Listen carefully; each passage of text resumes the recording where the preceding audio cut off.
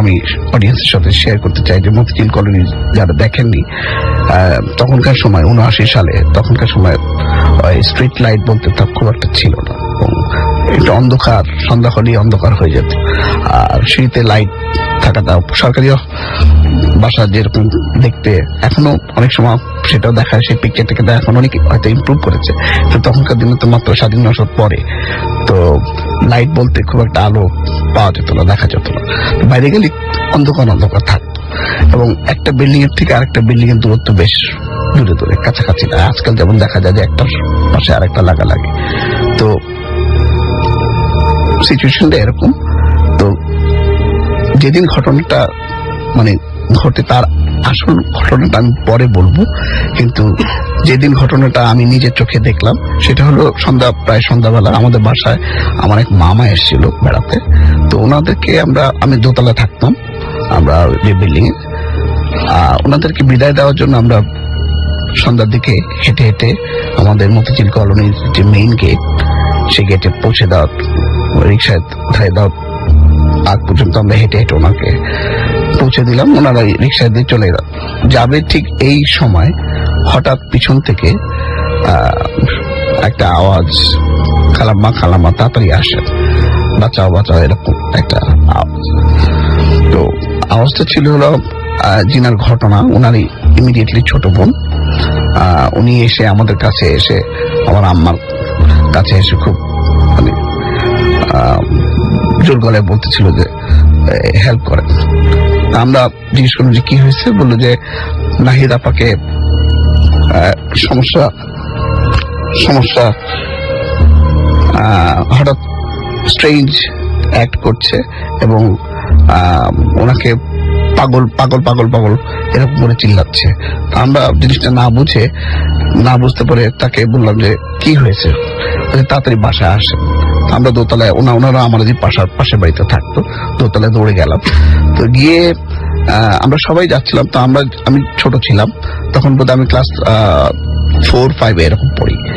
তো সিঁড়িতে উঠেই পাশের বাড়ি একদম কোনায় বেডরুমে গিয়ে দেখি যে নাহিদ আপা, সবসময় দেখে আসছে, সবসময় উঠা বসা ছিল যেহেতু পাশের বাড়ি, দেখি বিছানার উপরে শোয়া এবং তার বড় বোন এবং তার ইমিডিয়েট বড় বোন, 2 বোন, ডোরা আপা, বেবি আপা, তাকে ঝাড়ু দিয়ে পিটাচ্ছে এবং নাহিদ আপার গলা, পুরুষের গলা, কথা বলতেছে। ভয়ঙ্কর ভয়ঙ্কর, মানে সেই দৃশ্যটা, তার চোখের দিকে যখন তাকালাম, তার চোখের যে কালো মণিটা, সেই মণিটা দেখা যাচ্ছে না, শুধু সাদা অংশটা দেখা যাচ্ছে এবং চারদিকে তাকাচ্ছে, ভয়ঙ্কর একটা মানে পিকচার। সেটা দেখে আমরা বুঝতে পারলাম যে এটা একটা স্ট্রেঞ্জ কিছু হয়েছে এবং তাকে ওই মুহূর্তে কিছু একটা করা দরকার। তো ওই মুহূর্তে তখনকার দিনে ওই কিছুই করা ছিল না।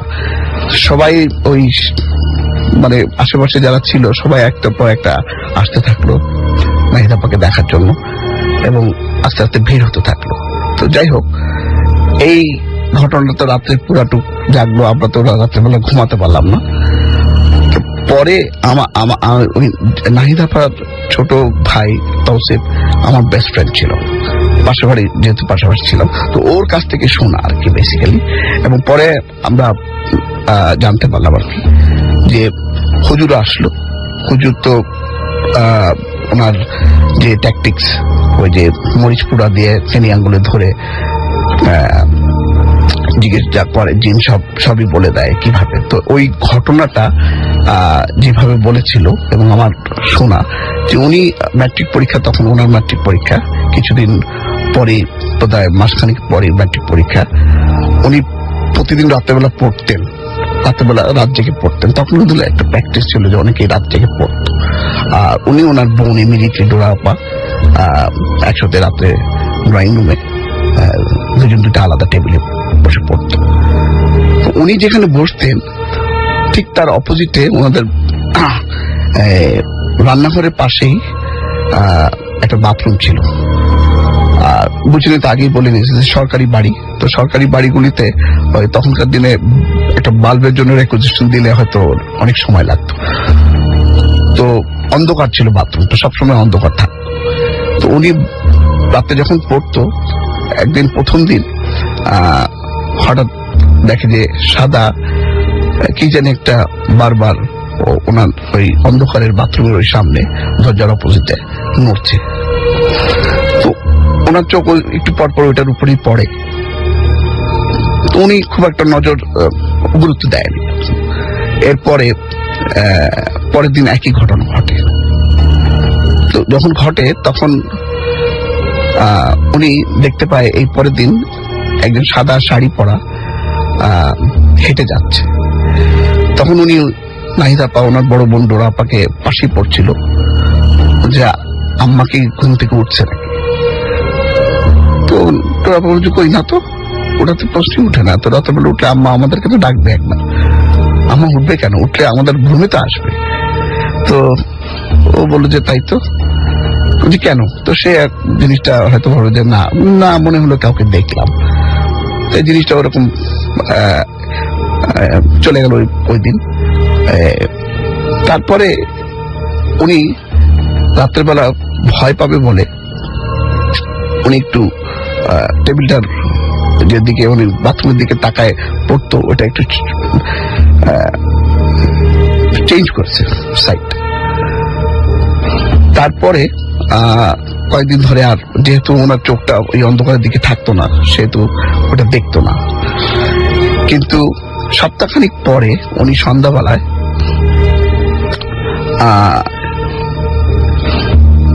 বিকালবেলা ওই তেলে পাকান পিঠা, তেলে ভাজা পিঠা বানিয়ে চুল ছাড়া ছিল অবস্থায়। অনেকে গ্রাম বাড়িতে অনেকে বলে যে মেয়েদের সন্ধ্যাবেলা চুল ছাড়া রাখতে নেই, এটা বলে থাকে অনেকে। তো ওনার চুল ছাড়া ছিল এবং তেলে ভাজা পিঠা খেয়ে ওই বাথরুম দিয়ে, অন্ধকারে করিডরে বাথরুম দিয়ে আসছিলেন। এসে উনি যাচ্ছিল যখন, তখন দেখে যে হঠাৎ একজন কালো পাড়ালা, সাদা শাড়ি পাড় একটা মহিলা ওই ভিতর থেকে বের হয়ে এসে ওনাকে মানে ওনার কাছে আসতেছে। এবং ওই মুহূর্তে উনি ফেইন্ট হয়ে ওই বাথরুমের সামনে পড়ে যায়। আচ্ছা, এটা ছিল মূল ওই ঘটনা। যখন উনি বলছিল, যখন হুজুর যখন ওনাকে এই ঘটনাগুলি বলে, এই ছিল আপনার ঘটনা। এটা ছিল মূল। ওকে, এটা হচ্ছে মূল ঘটনা ছিল। আমরা পরবর্তীতে আবার আপনার কাছে আসবো আপনার সেকেন্ড ঘটনা নিয়ে। তার আগে আমরা আরেকজন আছেন আমাদের সাথে, সোহানুর রহমান, আমরা তার কাছে যাব এবং তার ঘটনাটি আমরা শুনবো।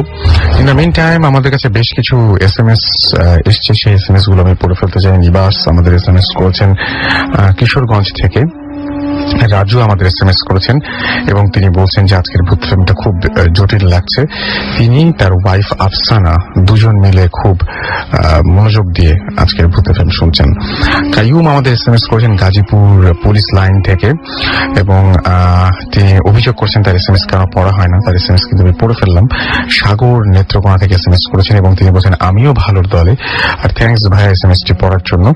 সুপ্ত ময়মনসিংহ থেকে আমাদের SMS করেছেন এবং তিনি এছাড়া আমাদেরকে রাব্বি SMS করেছেন, রাব্বি মৃধা আমাদের SMS করেছেন।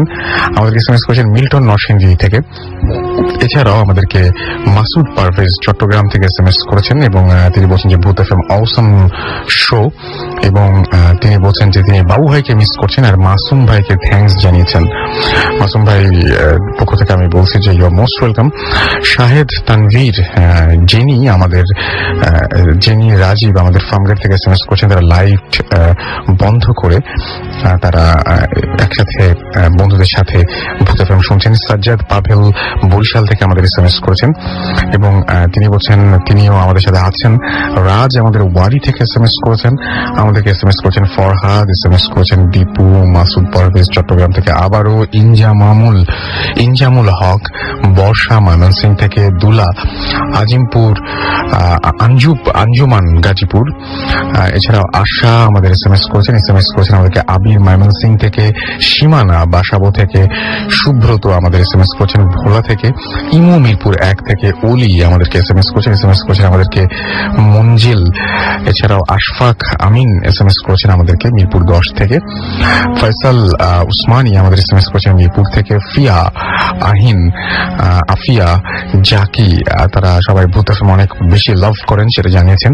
এছাড়াও আমাদেরকে SMS করেছেন নাভিদ, SMS করেছেন নিকি, মুনিয়া, মাসুদ পারভেজ, আবারও মাহি, এছাড়াও আরো অনেকে। তো আপনি যদি আমাদের SMS করতে চান তাহলে যেটা করতে হবে, মোবাইলের মেসেজ অপশনে গিয়ে টাইপ করতে হবে ফুর্তি, FOORTI ফুর্তি, স্পেস দিয়ে আপনার নাম, স্পেস দিয়ে আপনার মেসেজ পাঠিয়ে দেবেন 9840 নাম্বারে। চলে যাচ্ছে আমরা সোহানের কাছে। রাসেল ভাই, আমি এখন যে ঘটনা বলবো সেটা বেশ কয়েকদিন আগে আমি নোয়াখালী ঘুরতে যাই, তো সেখান থেকে ঘটনাটা আমার কালেক্ট করা। তো নোয়াখালী যাওয়ার পর আমার একজনের সাথে পরিচয় হয়। তো ঘটনাটা মূলত তার, আমি তার নামটা গোপন রাখছি। তো তার মানে এটা সোহানুর রহমান অনন্ত আপনার নিজের ঘটনা না, এটা অন্য কারো যার নামটা আপনি বলতে চাচ্ছেন? Okay fine. তো আমি যার ঘটনাটা বলবো তিনি লাস্ট গোসল করাতেন। আচ্ছা, মূলত রাসেল ভাই গ্রাম অঞ্চলে লাস্ট গোসল যিনি করান তিনি কিন্তু রাত দিন কোনো ভেদাভেদ নাই, তিনি সবসময় লাস্ট গোসল করান। তো তিনি কোনো একদিন তাদের গ্রামে একটা ছেলে সুইসাইড করে, অর্থাৎ গলায় ফাঁস দিয়ে মারা যায়। তো মূলত নানান ঝামেলার কারণে সন্ধ্যা পার হয়ে যায়। তো পার হয়ে যাওয়ার পর 7টা কি 8টার দিকে লাস্ট গোসল করাতে হবে, তো তাকে খবর দেওয়া হয়। তো তিনি আসেন এবং এসে সব ঠিকঠাক করেন, পানি আনেন, সবকিছু এনে চতুর্দিকে কাপড় দিয়ে ঢেকে মূলত লাশটাকে রেখে সবাই দূরে চলে যায়। তো তিনি লাশটাকে গোসল করাবেন। তো রাসেল ভাই, গলায় ফাঁস দিয়ে যারা মরে তাদের কিন্তু একটু দেখতে একটু অন্যরকম লাগে, অর্থাৎ তাদের চোখগুলো উল্টে সাদা হয়ে যায়, তাদের জিহ্বাটা অনেকটা বের হয়ে যায়, কিন্তু এমনিতেই দেখতে খুব ভয়ানক লাগে।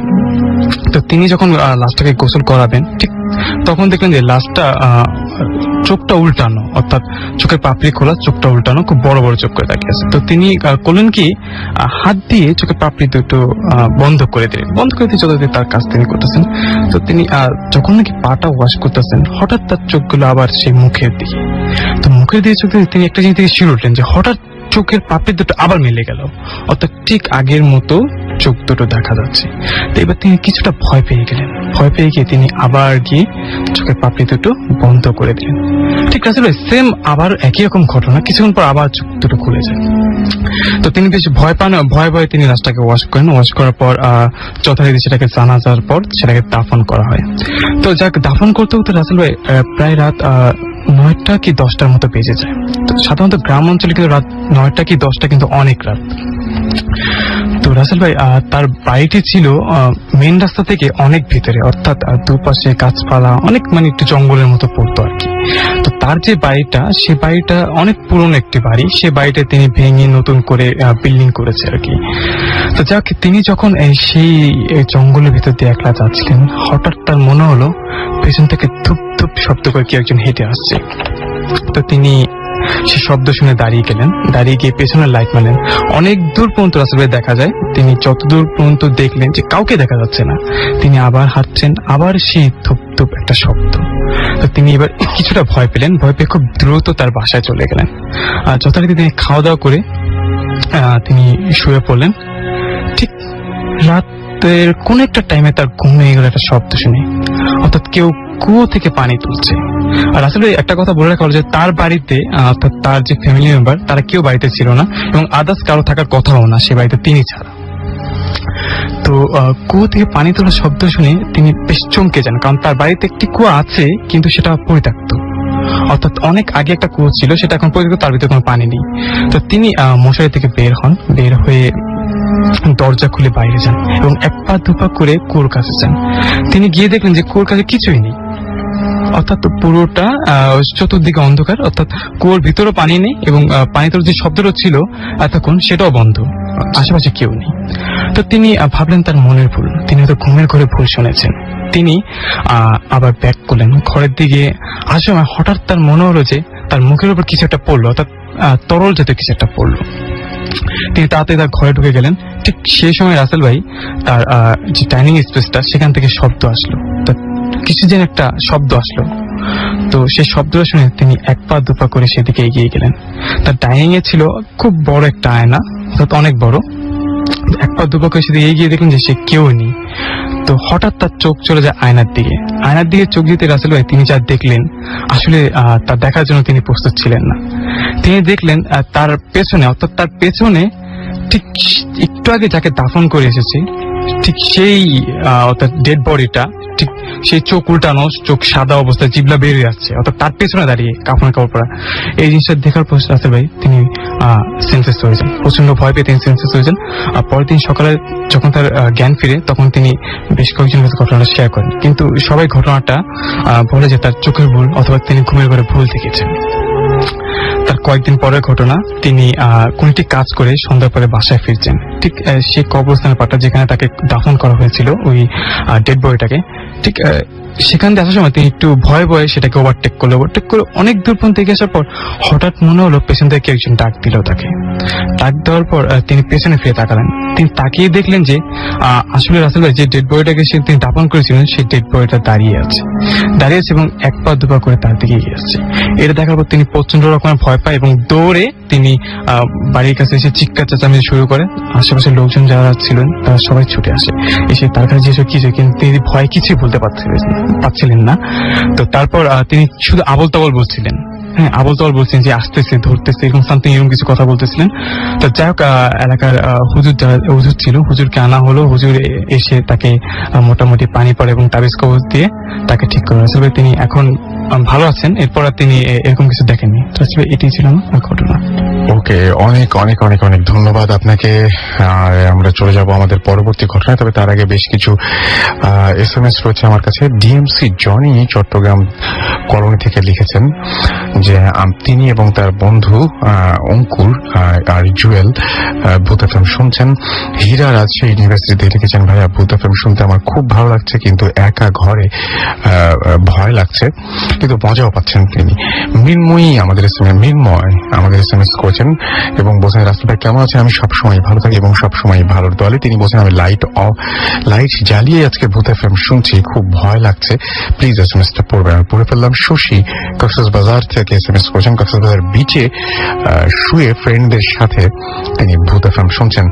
মেহেদি এবং হ্যাপি খুব মজা করে ভূত এফএম শুনছেন। ইভা আমাদের SMS করেছেন এবং তিনি বলছেন যে আজকেও ভূত এফএম শুনতে ভালো লাগছে গতদিনের মতোই, আর SMS পড়াটা বন্ধ করবেন না প্লিজ।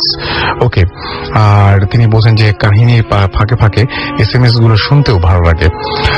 পার্থ সরকার আমাদের SMS করেছেন রাজশাহী থেকে এবং তিনি বলছেন যে একা একা শুনছেন, একটু ভয় লাগছে, আর তিনি বলছেন যে তিনি কোন একজনকে খুব মিস করছেন। ওকে, আমরা এছাড়াও দেখতে পাচ্ছি যে সজীব আমাদের টাঙ্গাইল থেকে SMS করেছেন, আমাদেরকে SMS করেছেন। দেখতে পাচ্ছি সিমন বরিশাল থেকে, আসিফ নেহাল আমাদের SMS করেছেন মিলি ও তানজিল।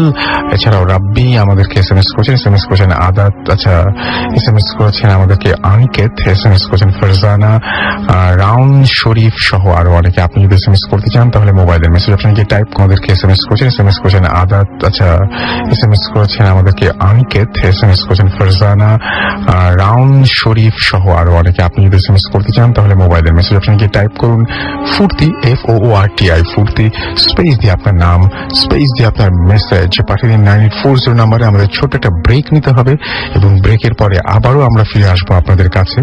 সুতরাং আমাদের সঙ্গেই থাকুন, কোথাও যাবেন না। স্টে টিউনড টু ফুর্তি এন্ড ডোন্ট স্টপ দ্য ফুর্তি।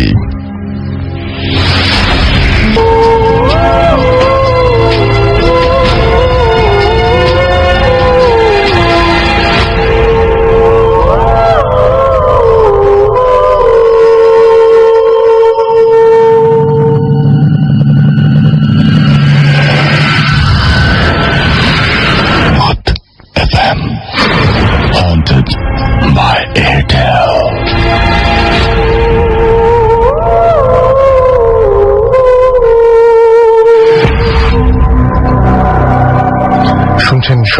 রেডিও ফুর্তি চলছে Bhoot FM haunted by Airtel. ঘড়িতে সময় রাত 12:32। আমি রাসেল আছি, সাথে আমার সাথে রয়েছে মাসুম এবং আজকের অতিথিরা। আরো একবার মনে করিয়ে দিতে চাই যে আর মাত্র 2 সপ্তাহ পরে আমরা আবারও ঢাকার বাইরে বা ঢাকার ভেতরে কোথাও যাচ্ছি, স্টুডিওতে নয়, একটা হন্টেড প্লেসে, যেখান থেকে আমরা আপনাদের নিয়ে যাব যেখানে, এবং সেখানে আপনারা এক্সপেরিয়েন্স করবেন, সারা রাত থাকবেন এবং দেখবেন যে কি ঘটে। আর সেটা আমরা সরাসরি আবার লিসনারদের কাছে শেয়ারও করবো, অথবা আপনারা ওখান থেকেই পার্টিসিপেট করতে পারবেন, সবাইকে জানাতে পারবেন যে কি ঘটছে সেখানে। সো এরকম একটা উদ্যোগ আমরা নিচ্ছি। আর মাত্র 2 সপ্তাহ বাকি।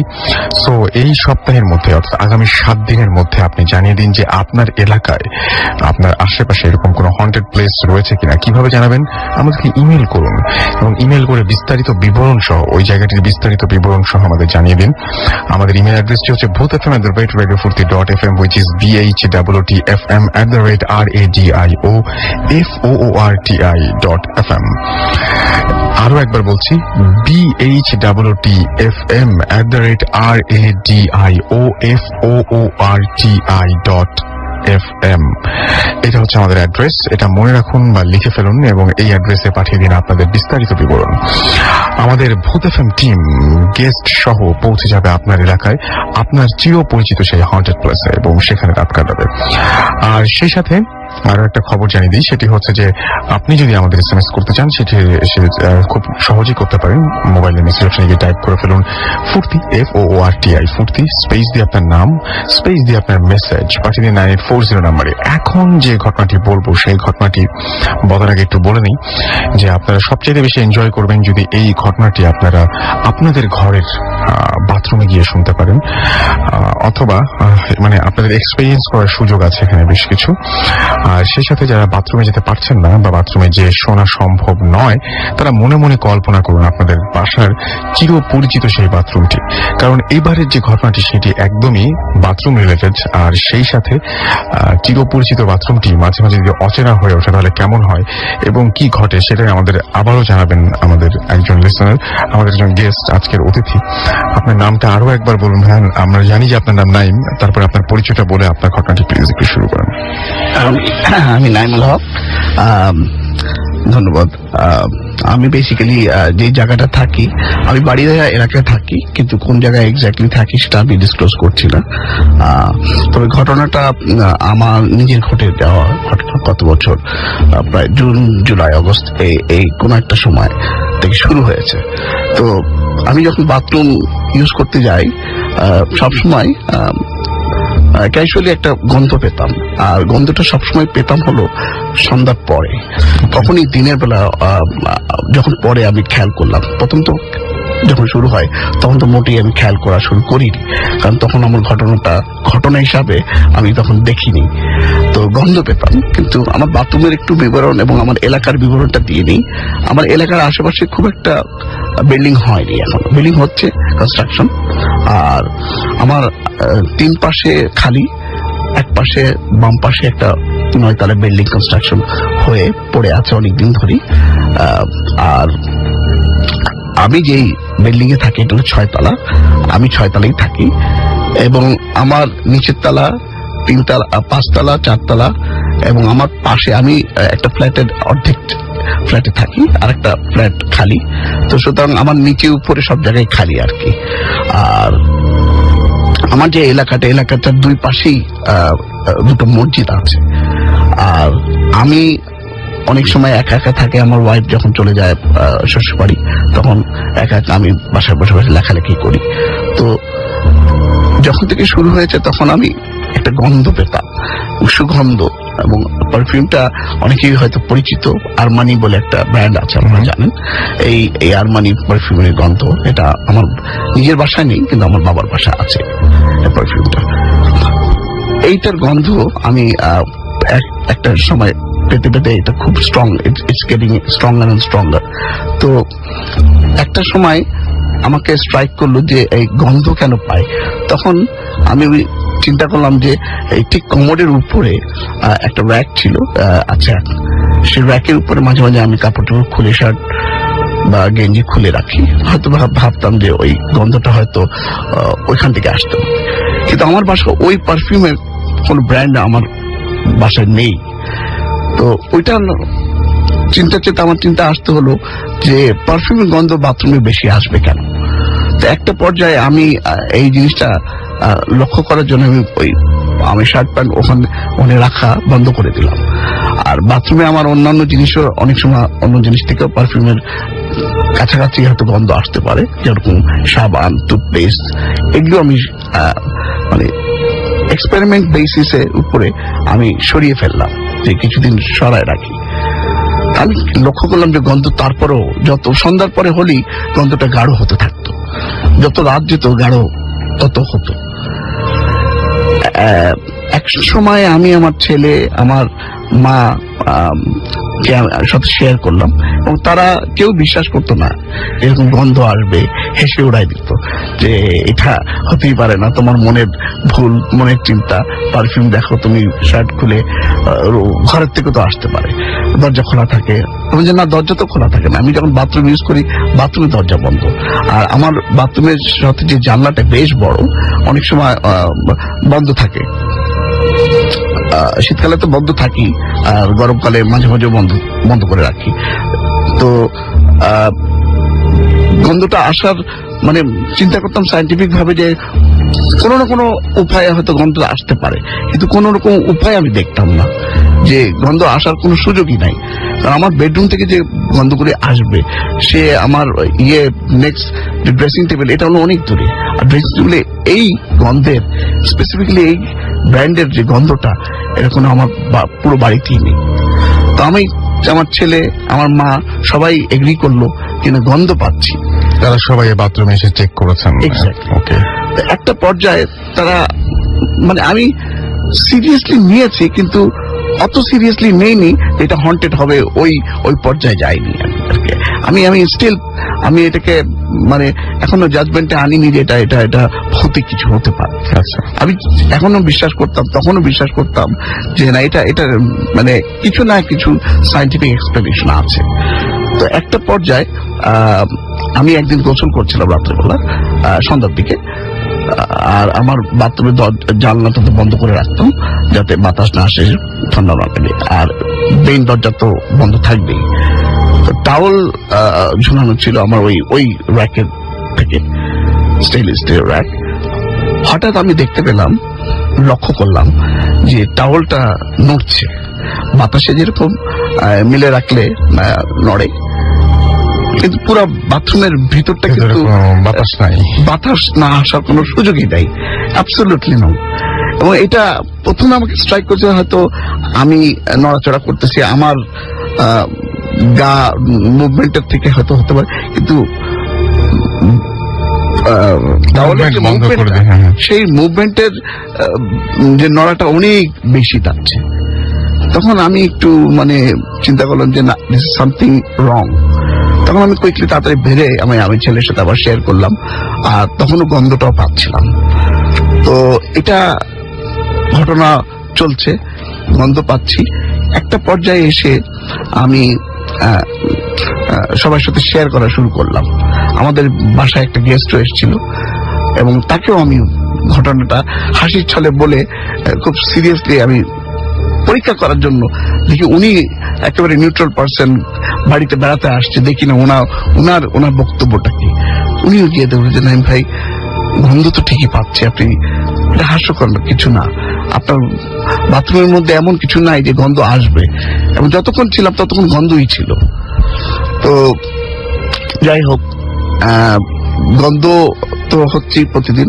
একদিন রাত্রিবেলা শুয়েছিলাম আমি আমার বেডরুমে, আমি আমার ছেলে, তো হঠাৎ রাত 3-4টার দিক সময়টা হবে,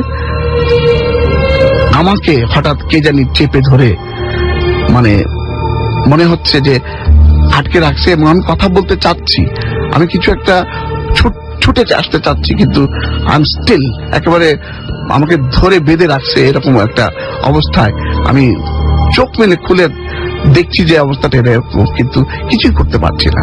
এটা খুব মানে it happen within a couple of seconds, 3 or 4 seconds। পাশেই ছেলে আমার ঘুমানো, তো আমি একটা জোরে আমি চেষ্টা করছি আমার ছেলেটাকে ডাকার জন্য বা ধরার জন্য রিচ করতে চাচ্ছি। রিচ করতে চাচ্ছি। যখনই ওর গায়ে হাত লাগলো তার কয়েক সেকেন্ডের মধ্যেই আমি রিলেট হয়ে গেলাম ওকে, এবং আমি বুঝতে পারলাম যে কিছু একটা আমাকে ধরার চেষ্টা করছিল। তো এই গেল হলো ওই দিনের ঘটনা। ওই দিন সকাল হলো, দুপুর হলো, আমি আমার ওই যে বললাম যে দুই পাশে আমাদের হুজুর, আমি দুইজনকে জানালাম, দুই মসজিদের যিনি মাননীয় ওনাদেরকে জানালাম এবং একজন খুব ইন্টারেস্ট নিয়ে আমার বাসায় বিকালে আসলো। ঠিক আমি ওনাদেরকে বললাম যে এটা মাগরিবের আগে কিন্তু গন্ধটা পাবেন না। তো ওনারা ঠিক মাগরিবের পরপরই, মাগরিবের কিছুদিন আগেই আসলো। তো বলে রাখি এখানে আরেকটা ঘটনা, ছোট্ট একটা ঘটনা, খুব ট্রিভিয়াল ব্যাপারটা কিন্তু রিলেটেড। উনি আসবে, আমি টেবিল, আমার বাসায় যে ডাইনিং টেবিলটা কাঁচের টেবিল, একটা ড্রাই মানে হালকা বিছানো ড্রাই কাপড় দিয়ে টেবিলের উপরটা মুছছে। টেবিলটা কিন্তু কাঁচের। একটা জায়গায় আমি দেখি যে মুছতেছি কিন্তু পানি যায় না। আমি কিভাবে পানি যাচ্ছে না, আমি খেয়াল করে দেখলাম যে উপরে পানি তো নাই, পানিটা এই কাঁচের নিচে অপোজিট দিকে এক ফোঁটা পানি মনে হয় যে পড়বে, কিন্তু পড়ে নেই। পানিটা একটা দলা ওই টেবিলের নিচে। আমি চিন্তা করলাম যে টেবিলের নিচে পানি তো কোথা থেকে আসবে, আমার কাপড়টা তো ভিজা না, এবং অত ভিজা না যে চপচপায় পানি পড়বে আর ওই নিচে পানি ছিটে যাবে, সেটা তো প্রশ্নই উঠে না। তো এটা এই স্ট্রেঞ্জ একটা ঘটনা ঘটলো ঠিক হুজুর আসার আধা ঘন্টা কি 15 মিনিট আগে। ওনার সাথে শেয়ার করলাম, হুজুর আসলেন অ্যাজ ইউজুয়াল। আমার বাথরুমে উনি গেলেন এবং উনি গিয়ে মুচকি হাসি দিয়ে ফিরে এসে ডাইনিং টেবিলে বসে বললেন যে হ্যাঁ আমি কিছুটা, উনি মানে আমাকে ঘাবড়ে না দিয়ে উনি জিনিসটাকে এমন ভাবে প্রেজেন্ট করলো, কিন্তু সত্যতা যাচাই করে উনি পেলেন যে হ্যাঁ আমিও গন্ধ পেয়েছি। পরে বললো যে এই ধরনের ঘটনা ঘটতেই পারে। আমি একই জিনিস পরীক্ষা করার জন্য অন্য আর এক হুজুর আরেকটা মসজিদে ওনাকেও বললাম, উনিও আসলেন, উনিও দেখলেন একই জিনিস এবং উনিও বললেন, শেয়ার করলেন যে গন্ধ পাচ্ছি। যাই হোক, ওনারা দুজনই পানি পড়া এবং অ্যাডভাইস করলো যে বাড়িটা বন্ধক দিতে হবে। আচ্ছা, তো আমি পরে ওনাদের অ্যাডভাইস মতন পানি পড়া দিলাম, বাড়িটা বন্ধক দেওয়ার জন্য ইনিশিয়েটিভ নিলাম। এটাই ছিল মূল ঘটনা। ওকে। তো মানে হুজুরা যখন এসেছিলেন, হুজুরা এসেও তারপর দেখতে পেলেন এবং তারা বললেন যে আসলেই মানে এরকম কিছু একটা ছিল ওইখানে, মানে এবং ওনারা নিজেরা যখন আসলেন তখন তারা নিজেরাও সেই অস্তিত্ব টের পেয়েছেন। তো আমি যে ঘটনাটা শুনছিলাম এবং তারপরে তো ওনারা যখন পানি পড়া দিয়েছিলেন, আপনি যেটা বলেছিলেন আর কি, যে তারপরে তো আর সেই ইয়েটা ছিল না, তারপরে তো মনে হয় সেই গন্ধটা ছিল না। না না, তারপর আর সেই গন্ধটা ছিল না। ওকে। তো আজকে এই ঘটনার পরে আমি জানি না যে আপনারা বাথরুমে কয়জন গিয়ে শুনেছেন বা বাথরুমটি কল্পনা করেছেন নিশ্চয়ই অনেকে মনে মনে। তো আপনাদের বাথরুমে এরকম কোনো সমস্যা থাকুক আর না থাকুক, একটা পসিবিলিটি থেকেই যায় যে রাতের বেলায় বাথরুমে গিয়ে আপনারাও অস্বাভাবিক কোনো গন্ধ বা সুগন্ধ পেতে পারেন। দুর্গন্ধ হলে ভেবে নেওয়া যায় যে না ঠিক আছে হতে পারে, বাট যদি সুগন্ধ হয় সত্যি মানে খুব অদ্ভুত ব্যাপার। এবং আপনারা, আমার যেটা মনে হয় যে ভূতের সময়ের পরে আজকে একটু বাথরুমে গিয়ে নিজেরা একটু এক্সপেরিয়েন্স করেন। হ্যাঁ, হয়তো থাকবে না, কিন্তু জাস্ট কিছুক্ষণের জন্য একটু হারিয়ে যাবেন আর কি, কোনো একটা অনুভূতির মধ্যে, কোনো একটা আবহের মধ্যে আপনারা নিজেরাও নিমগ্ন হয়ে যাবেন এবং দেখবেন যে হয়তো অনেকে গন্ধ পেতেও পারেন। অবশ্যই এটাকে গুরুত্ব দেওয়ার কিছু নেই। আপনি ভূত FM শুনেছেন, এরকম একটা জটিল ঘটনা শুনেছেন এবং তারপরে আপনার বাথরুমে এরকম একটা গন্ধের অস্তিত্ব থাকতেই পারে। সো এই ছিল আমাদের নাইম ভাইয়ের ঘটনা। আমরা পরবর্তী ঘটনায় যাব এবং পরবর্তী ঘটনা যাওয়ার আগে কিছু SMS পড়ে ফেলতে চাই আমরা। জুয়েল আনোয়ার আমাদের SMS করেছেন এবং আমাদের SMS করেছেন, দেখতে পাচ্ছি ডেঞ্জার ম্যান, তিনি ভূত FM শুনছেন। রিঙ্কো আমাদের SMS করেছেন এবং তিনি ময়মনসিং থেকে SMS-টি করেছেন। তাকদীর আমাদের SMS করেছেন ঢাকা থেকে। এছাড়াও মোহাম্মদ আরিফুল্লাহ আমাদের SMS করেছেন আমাদেরকে আদর। এছাড়াও আমাদেরকে আখি SMS করেছেন তুহিন চাকমা, তিনি বন্দর চট্টগ্রাম থেকে SMS করেছেন। সাব্বির আমাদের SMS করেছেন এবং এছাড়াও আমাদেরকে SMS করেছেন, দেখতে পাচ্ছি রাশেদ, মেরাজ আমাদের SMS করেছেন আমাদেরকে জয়ন্ত, এবং আমাদেরকে SMS করেছেন রাব্বি, তাছাড়াও আমাদেরকে দেখতে পাচ্ছি, এছাড়াও SMS করেছেন কবির, SMS করেছেন আরমান, মিঠু, মেহেদি, নয়ন, জেরিন বরিশাল থেকে SMS করেছেন, অসীম কিশোরগঞ্জ থেকে SMS করেছেন, ডোরিন আমাদেরকে SMS করেছেন আমাদেরকে আসিফ ঢাকা থেকে, আখি উত্তরা থেকে, আফরোজ আমাদের SMS করেছেন তার ভয় লাগছে, রাব্বি আমাদের SMS করেছেন, শৈলী আমাদের SMS করেছেন আমাদেরকে, সুস্মিতা রেজা পাবনা থেকে, এছাড়াও ফয়সাল নরসিংদী দাসপাড়া থেকে SMS করেছেন আমাদেরকে আসিফ, এছাড়াও SMS করেছেন রাহাত আলী, রাব্বি, এছাড়াও SMS করেছেন আমাদেরকে কবির সহ আরো অনেকে। তো যারা SMS করতে চাচ্ছেন এখন SMS করার নিয়মটি জানেন, আপনাদেরকে বলি, মোবাইলের মেসেজ অপশনে গিয়ে টাইপ করুন ফুর্তি, FOORTI, ফুর্তি স্পেস দিয়ে আপনার নাম, স্পেস দিয়ে আপনার মেসেজ, আর পাঠিয়ে দিন 9840 নাম্বারে। আমরা চলে যাবো আমাদের পরবর্তী ঘটনায়। আবারও অনন্তর কাছে যাচ্ছি। অনন্ত, আপনাদের নেক্সট ঘটনাটি কি সেটা শুনি। হ্যাঁ রাসেল ভাই, আমার যে নেক্সট ঘটনাটি সেটা আমার আব্বুর কলিগের কাছ থেকে শোনা, আমার এক আঙ্কেলের কাছ থেকে। তো ঘটনাটা 90 কি 91 থেকে ঘটনা। তো তিনি তখন একটা NGO-তে জব করতেন। তো বিভিন্ন কাজে তাকে বিভিন্ন জেলায় যেতে হতো, অর্থাৎ বিভিন্ন শাখা তাকে পরিদর্শন করতে হতো, যেতে হতো অনেক পাড়াগাঁয়ে। তো তেমন একটি পরিদর্শনে তারা 3 জন, অর্থাৎ আমার আব্বুর কলিগ এবং আরো 2 জন মিলে অর্থাৎ চাঁদপুরের কোন একটি জায়গায় যায়।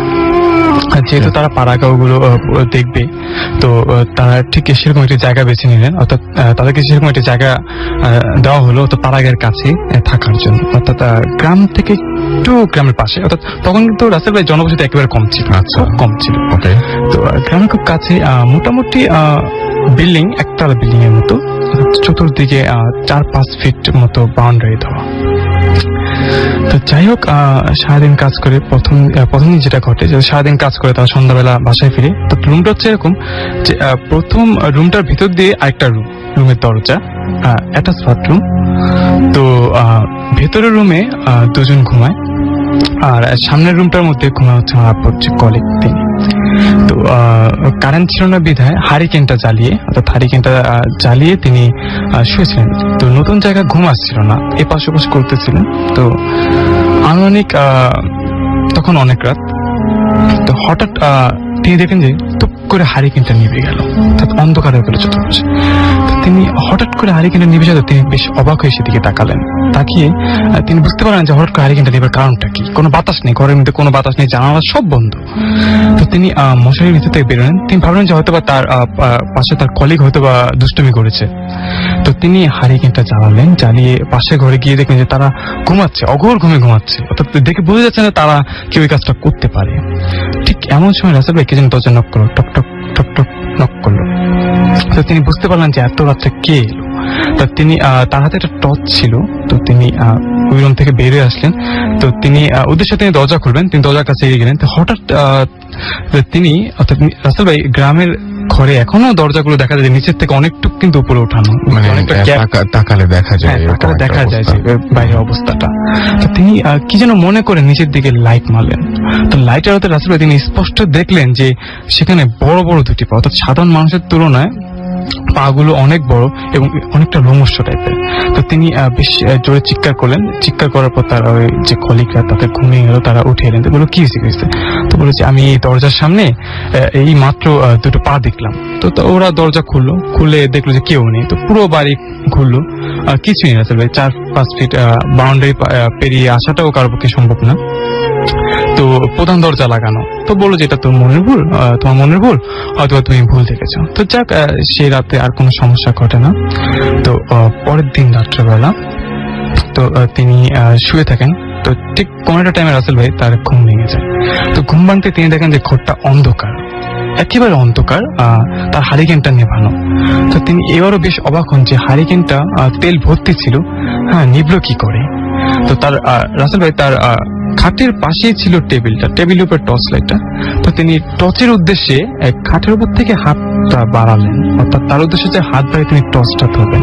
ঠিক রাসেল ভাই সেই সময় তার হাতটা গিয়ে পড়লো অন্য কিছুর উপরে, অর্থাৎ শীতল ঠান্ডা কিছু একটা। হাতটা পড়তেই সেটা ঝাপটা মেরে তাকে ছেড়ে দিয়ে সোজা ওয়াশরুমের দিকে চলে গেল, অর্থাৎ অন্ধকারে তিনি দেখে যে কালো কিছু একটা ওয়াশরুমের দিকে চলে গেল। তো তিনি এবার বেরিয়ে আসলেন মশারির ভিতর থেকে, খুব দ্রুত বেরিয়ে আসলেন। তিনি বুঝতে পারলেন না কি হলো এটা। হঠাৎ করে তার দরজা জানালা সব লাগানো, হ্যাঁ, হঠাৎ করে তার ওয়াশরুমের দিকে কি গেল। তো তিনি লাইটটা নিয়ে তিনি এক পা দুপা করে ওয়াশরুমে ধুয়ে গেলেন। ওয়াশরুমটা তিনি দরজাটা এক হাত দিয়ে খুলে ভিতরে দেখলেন যে গুটগুটে অন্ধকার। তো রাসেল ভাই তিনি লাইটটা মারার সাথে সাথে তিনি দেখলেন তার থেকে কিছু দূর, অর্থাৎ অল্প কিছু দূরে, ঠিক মানুষ আকৃতি বললে ভুল হবে, কিছু একটা খুব বিকৃত চেহারাটা, খুব বিকৃত, তার থেকে 1-1.5 হাত দূরে তার ওয়াশরুমের ভিতরে তার দিকে তাকিয়েছে।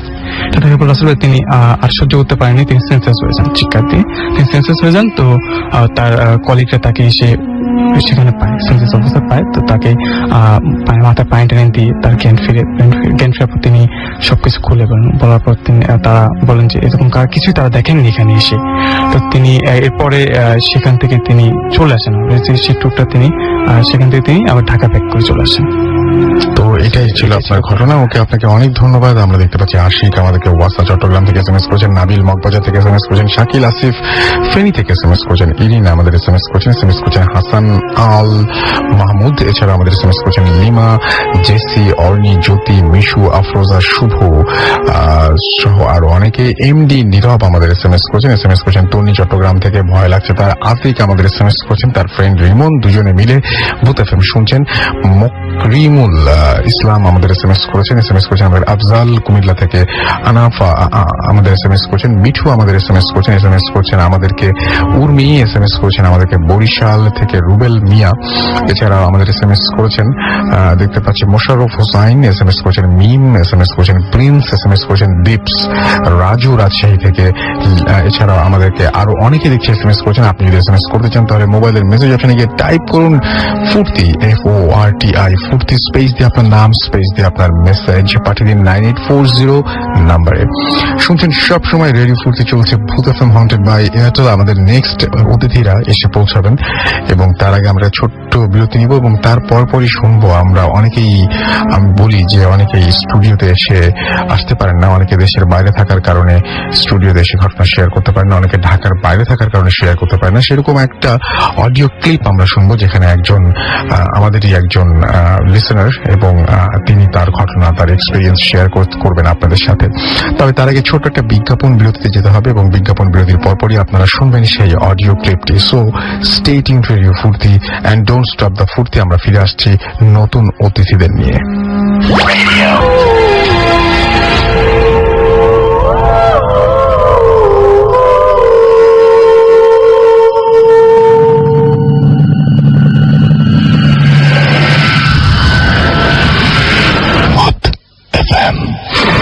Haunted by Airtel.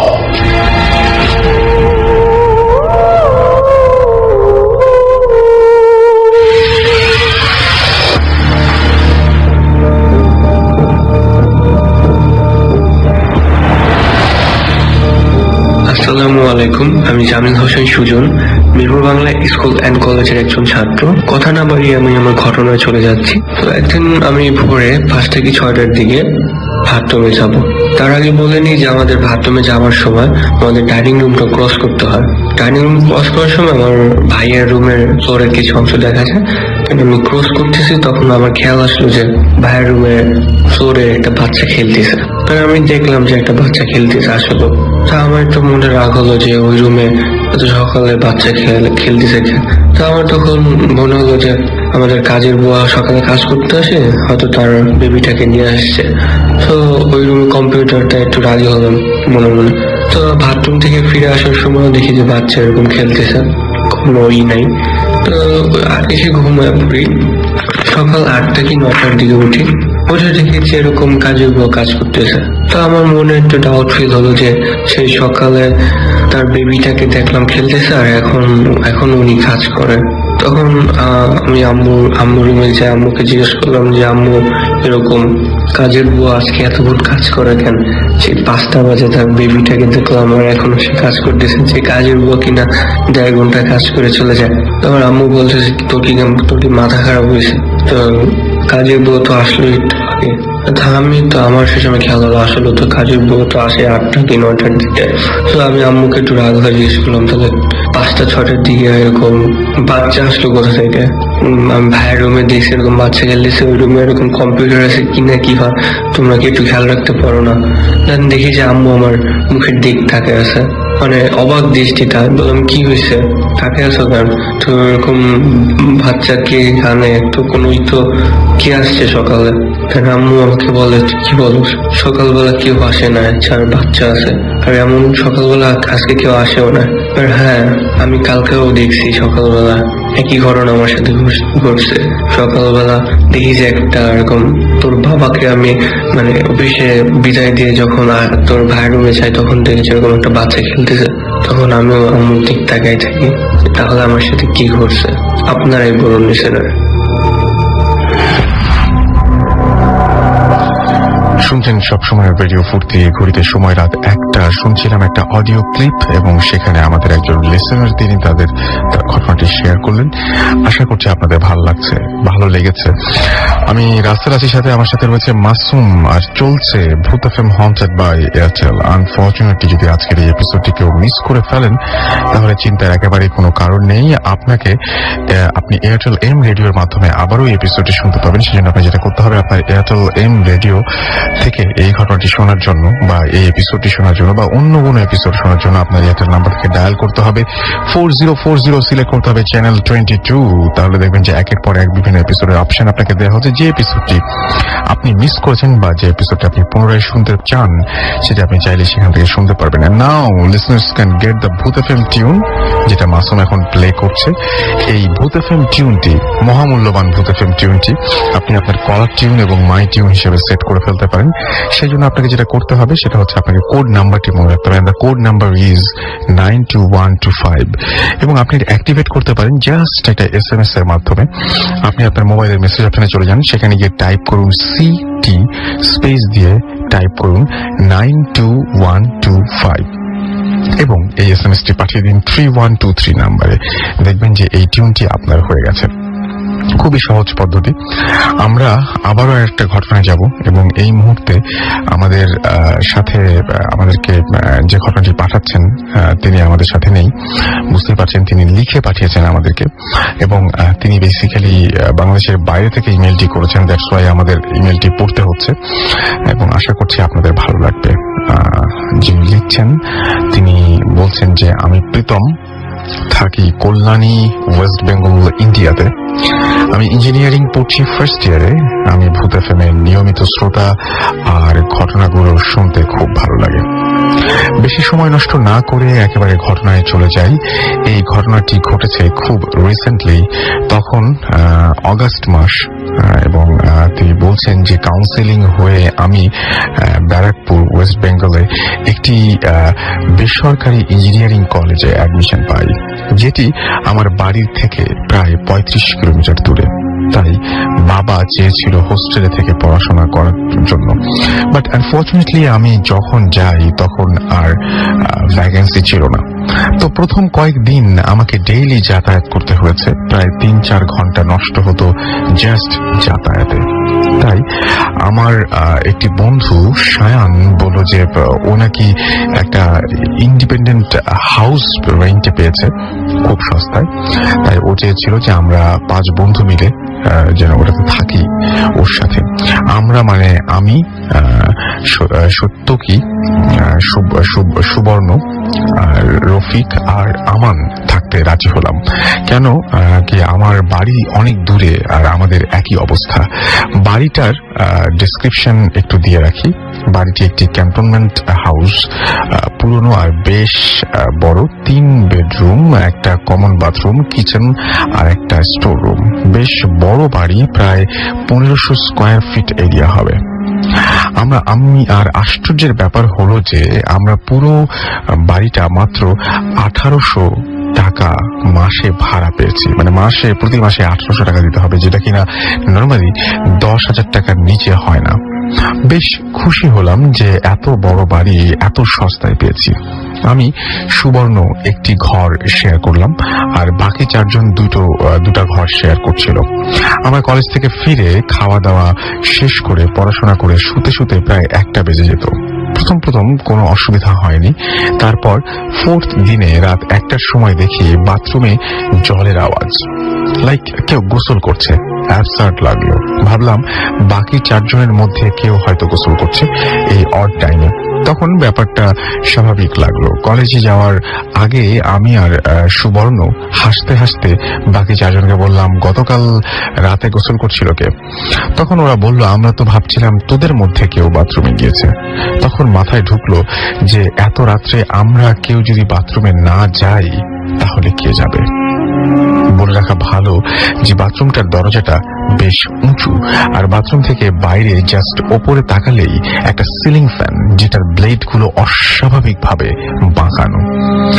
রান্না করার লোক রান্না একটা রাখা হয়েছিল এবং যে বিকেলে এসে রান্না করে দিয়ে যেত।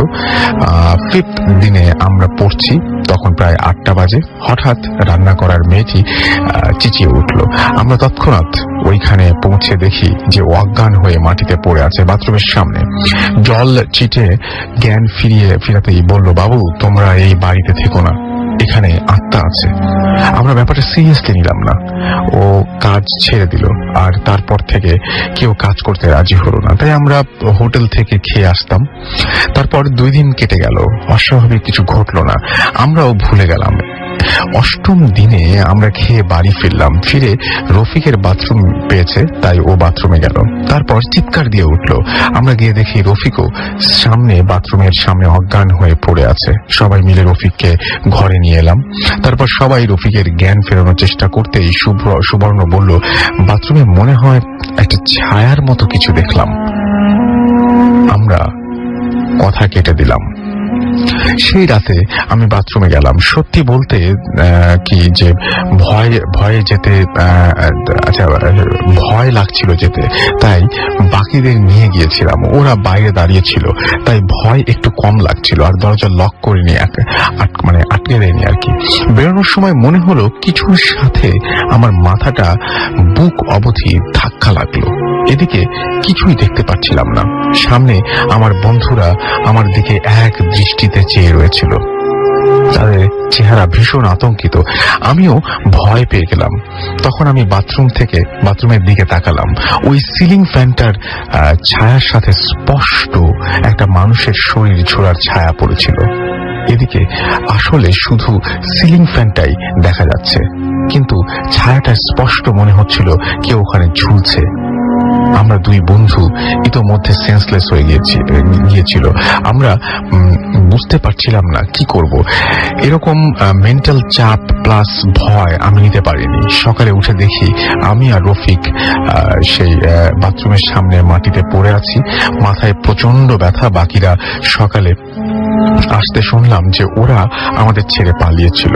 তারপর আর সময় নষ্ট না করে আমরা প্যাক করে অন্য একটা মেসে গিয়ে উঠলাম। তারপর ওই মেসের গার্ডিয়ান বলল যে ওই বাড়িটা নাকি ব্রিটিশ অফিসিয়াল তাদের বাংলো, এবং ওই অফিসিয়াল নাকি গলায় দড়ি দিয়েছিলেন।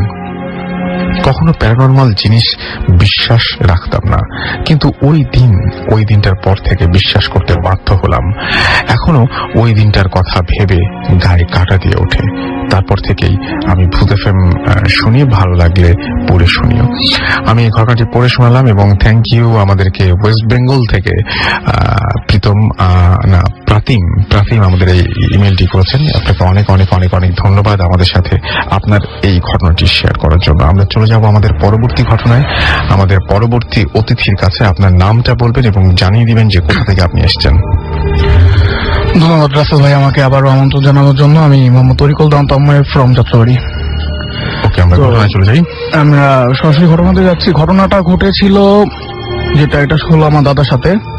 তো এই ঘটনাটার সম্পূর্ণ সাক্ষী ছিল হলো আমার আব্বা। তো আব্বু ঘটনাটা আমাকে নিজে বলছে যে আমার দাদার এক ফ্রেন্ডের মেয়ে অসুস্থ ছিল। তো তাদের বাসা ছিল আমাদের বাসা থেকে প্রায় অনেক কিলোমিটার দূরে। তো আমি জায়গাটা বলতে চাইতেছি না, কারণ এই জায়গায় এখন অনেক ঘনবসতি হয়ে গেছে, দরকার নেই। তো আমাদের বাসা হলো যাত্রাবাড়িতে, দাদুর বাসা। আমার দাদুর বাসায় সবাই একসাথে থাকতাম। তো এখান থেকে তারা রওনা দিল সন্ধ্যার দিকে, সন্ধ্যার মাগরিবের নামাজের পরপর তারা রওনা দিল। তারা যাচ্ছে, তারা যাওয়ার সময় একটা রাস্তা পড়লো। তো রাস্তাটাতে কিছুটা সমস্যা অনেক সময় হয়তো, মানে অনেকে জানে আসলে এই সমস্যা হয়। তো তারা যাচ্ছে ওইখান দিয়ে। তো আমার আব্বা তখন আমার বাবাকে বলতেছে যে একটু সাবধানে থাকো, আমার সাথে থাকো, সমস্যা আছে। তো আমার দাদার যে ভাই, উনি জিনিসটা মানে গ্রাহ্য করলো না। উনি বললো যে তখন কি সমস্যা, ইয়াং তখন ওই জিনিসগুলি প্যারানর্মাল ব্যাপারগুলি তারা অতটাই করলো না, কিন্তু আমার দাদা জিনিসগুলি খুবই বুঝতে পারতো। তো ওনারা যখন শ্মশানঘাটটা পার হয়ে যাওয়ার ঠিক পরপরই অনেক দূর আগানোর পরে আমার বাবা আমার দাদাকে বলতেছে যে আব্বা একটু দাঁড়ান। আঞ্চলিক ভাষায় বলতেছে, ঢাকার ভাষায়, যে আব্বা একটু দাঁড়ান। কেন, কি হয়েছে? কাকা তো অনেক পিছনে পড়ে গেছে। কাকা পিছনে পড়ছে কোথায়? কাকা তো ওই গাছতলা কি জানি করতেছে। একদম পূর্ণিমার রাত দেখা দিতেছে কিছুটা। তো আমার দাদা ওই জায়গায় একদম যায়, সরাসরি যাওয়ার পরে বলে তুমি এখানে কি করতেছো এত রাত্রে? তুমি বলতেছে যে ভাই দেখেন না কি সুন্দর একটা বাচ্চা বসে কান্না করতেছে, আমার খুব খারাপ লাগতেছে বাচ্চাটার জন্য। দাদা বলতেছে যে তুমি ওকে এখানে রাখো, আমাদের সাথে চলো চুপচাপ, এত কথা এখন বলার দরকার নেই, তুমি চলো। উনি শুনতেছে না, উনি মানে এমন বিহেভটা করতেছে, মানে দাদাও আর থামাইতে পারতেছে না। তো উনি বললো যে যত সময় নষ্ট হবে তত সমস্যা। তো উনি বাচ্চাটাকে বাচ্চা তুমি নাও, চলো। তো নিয়ে যাইতেছে, আমার আব্বুকে একদম আগে দিয়ে দিল, যেহেতু আমার আব্বু তখন প্রায় 15-16 বছর বয়স, আব্বুকে একদম আগে দিয়ে দিল। তারপরে আমার দাদা, তার সর্বশেষে ছিল আমার ওই দাদার ভাই। তো তারা ওই রাস্তা ক্রস করার পরে আব্বু আর দাদা অনেক আগে চলে গেল আবারও। তো উনি অনেক জোরে পিছন দিকে একটা আত্মচিৎকার হলো। আত্মচিৎকার হওয়ার সাথে সাথে আমার বাবা এবং দাদা ওই জায়গায় দৌড়ায় গেল। দৌড়ায় যাওয়ার পরে বলতেছে কি হয়েছে, মানে কি, মানে একটা বিচ্ছিরি অবস্থা। উনি বলতেছে যে আমি মানে 2বার জাস্ট রিপিট করার পরে মানে সেন্সলেস ওই জায়গায়। পরে ওনাকে ওই ফ্রেন্ডের বাসায় নিয়ে যাওয়া হয়। রাত্রে তার কোনো সেন্সই আসে না। পরদিন সকালে যখন সেন্স আসে তখন সে বলে যে আমার তো বাচ্চাটাকে এত ভালো লাগছিল, কোলে নিয়েছি, হাঁটতেছি, আপনারা তো আগে চলে গেছেন, হাঁটতেছি। এই সময় আমি দেখি যে বাচ্চাটার পুরো শরীরটা লোমশ হয়ে গেল, 2টা দাঁত বের হয়ে গেল বড় বড়, চোখ 2টো জায়গার চোখ নাই। আমি আর নিজে ঠিক থাকতে পারি না, আমি বাচ্চাটাকে ফালায় দেওয়ার সাথে সাথে সে আমার পায়ে ধরে। আর ওই সময় আমার এরপর আর কিছু মনে নাই। তো রাসেল ভাই, একটা ব্যাপার যেটা খুব অদ্ভুত, যে এর ঠিক 7 দিন পর আমার ওই দাদা মারা যায়।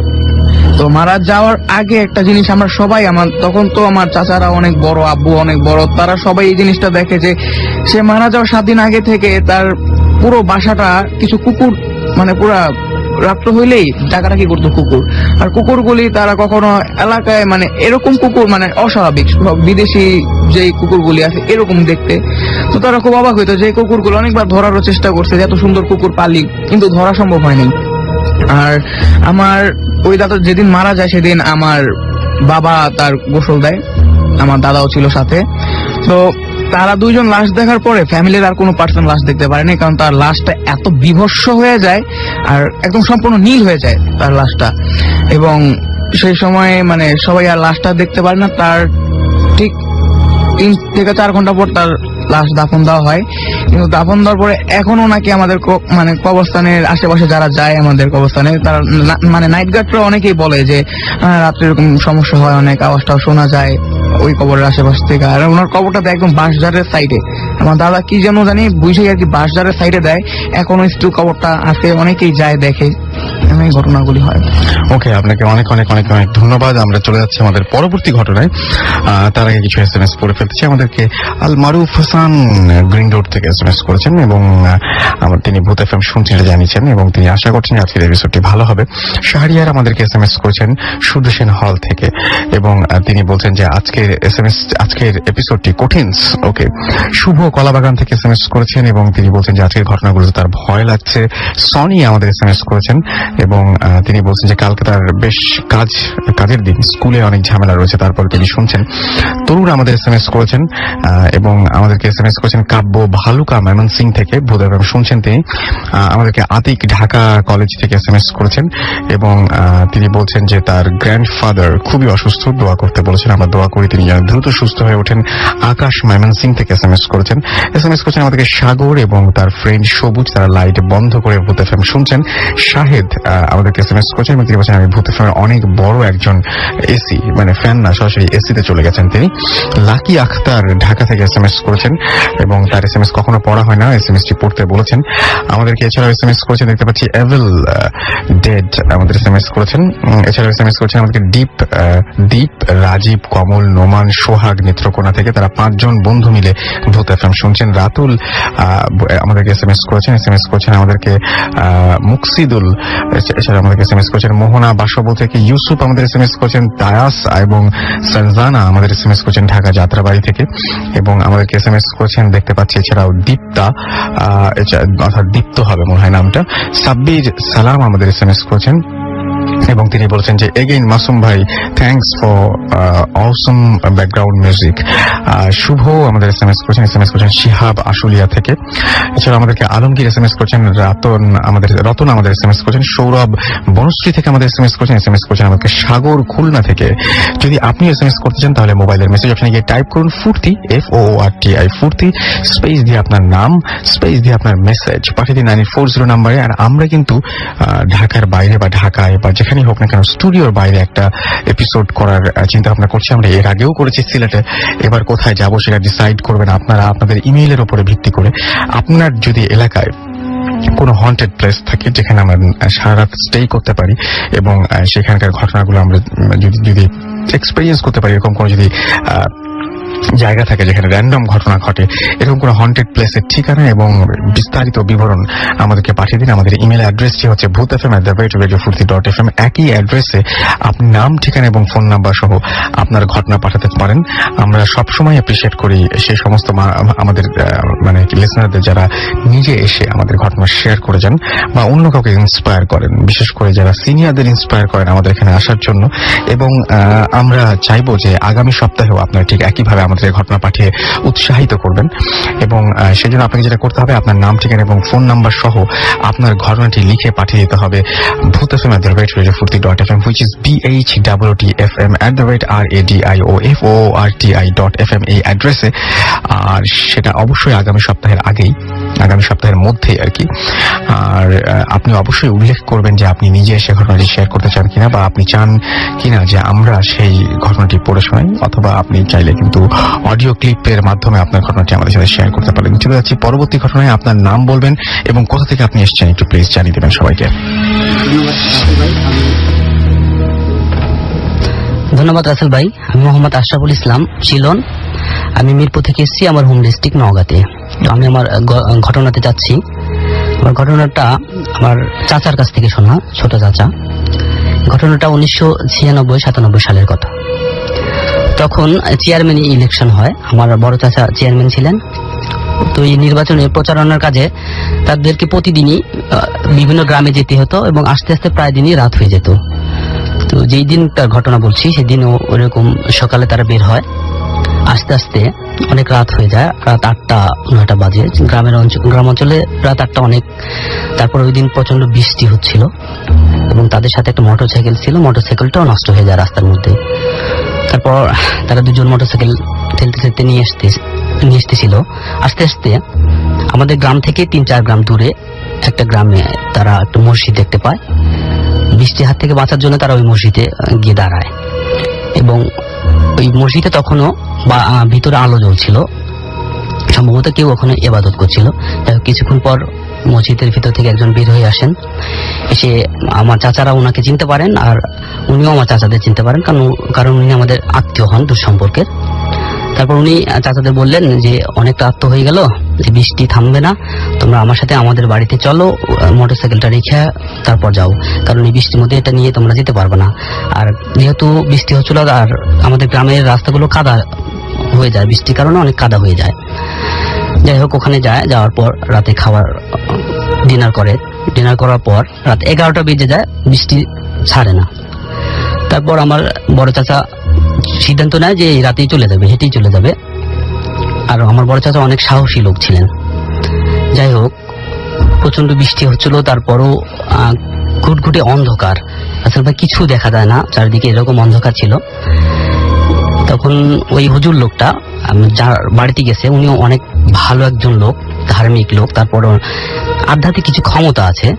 ইভেন উনি যখন মারা যান, ওনার লাশটা চুরি করার জন্য অনেক লোকজন লাশ কবরস্থানে ঘুরছে, কিন্তু নিতে পারেনি পাহারা দেওয়ার কারণে। যাই হোক, উনি বলে আচ্ছা তোমরা রওনা দাও, তুমি চিন্তা করো না, আমি তোমাদের সাথে 20টা লোক পাঠাচ্ছি। রাস্তায় তোমরা যখন যাবা তোমাদের সামনে 10 জন থাকবে, পিছনে 10 জন থাকবে, কিন্তু তোমরা ভুল করেও কোনো ধরনের আগুন বা সিগারেট জ্বালাবা না। ঠিক আছে, যথারীতি আমার চাচারা রওনা দেয়। দেওয়ার পর রাস্তায় নামার পর খেয়াল করে যে তাদের সামনে এবং পিছনে অনেক লোক কথা বলছে, গল্প করছে, তাদের নিজেদের মধ্যে গল্প করছে। কি ভাষায় গল্প করছে এটা বুঝতে পারছে না, কিন্তু শব্দ শোনা যাচ্ছে যে কিছু লোক গল্প করছে। এভাবে 1.5-2 কিলোমিটার রাস্তা আমাদের বাড়ি। পুরাটা রাস্তায় তারা চুপচাপ করে সামনের দিকে তাকায় হেঁটে চলে আসে। তারা পিছনের দিকে তাকায়নি, কিন্তু সামনের দিকে কথা হচ্ছে, বাট কাউকে দেখা যাচ্ছে না। এরকম ভাবে ভয়ে ভয়ে বাড়ি পৌঁছার কিছুক্ষণ আগেই দেখে যে সব বন্ধ হয়ে গেছে, আশেপাশে কোনো লোক নাই, মানে আমাদের বাড়ির কাছে এসে। তারপর তারা সেফ বাড়িতে পৌঁছা যায়। পরের দিন তো সকালে গিয়ে গাড়িটা নিয়ে এসে, এই ছিল আমার ঘটনা। আপনাকে অনেক ধন্যবাদ। আমরা যাব আমাদের পরবর্তী ঘটনায়, এবং তার আগে আমাদেরকে ছোট্ট বিজ্ঞাপন বিরতি দিতে হবে, এবং বিজ্ঞাপন বিরতির পরে আমরা আবারও ঘটনায় ফিরে আসবো। সুতরাং একেবারেই কোথাও যাবেন না, আমাদের সঙ্গে থাকুন। স্টে টিউনড উইথ ফুর্তি অ্যান্ড ডোন্ট স্টপ দ্য ফুর্তি। Furti.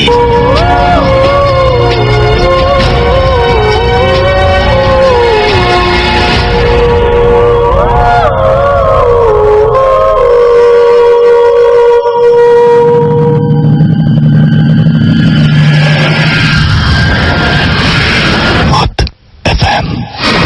Haunted by Airtel.